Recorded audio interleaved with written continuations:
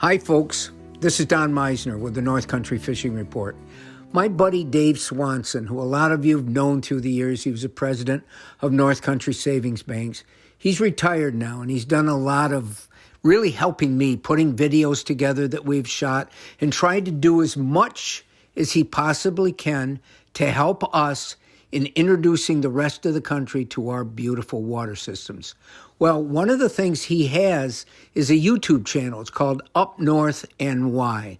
And I'm telling you about this because 2 days ago, he posted another video that he'd been editing and putting together of shots that we took a few years ago on the St. Lawrence River this time of the year. And we were fishing with my buddy Will Clute up in Akwesasne. And I had two other guys that I met for the first time come up here to enjoy the fishing from Albany.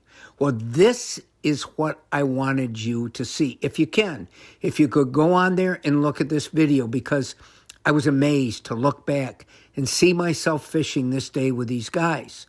And here's what I wanted to pass on to you. We were fishing in 4 feet of water. And this is when it's frigid cold out.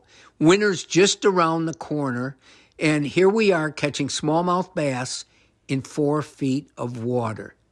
And we were using baits that I've talked about before, and my favorite bait of all is using a jig, any kind of jig, slow fishing along the bottom.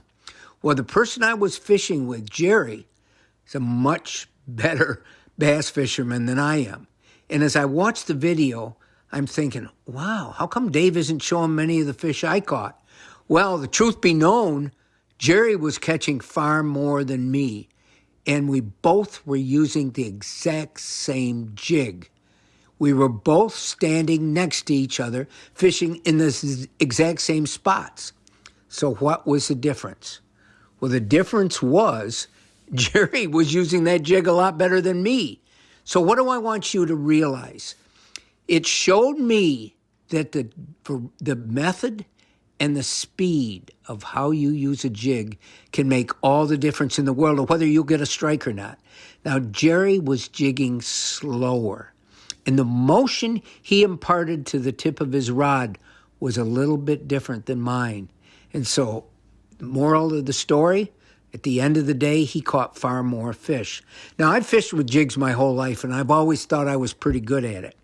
But this really showed me that it really depends on the technique that you use. You can take the same bait and by the way you move the rod, by the speed at which you reel the line or move that hand can determine everything as to whether you're going to fool that fish or not.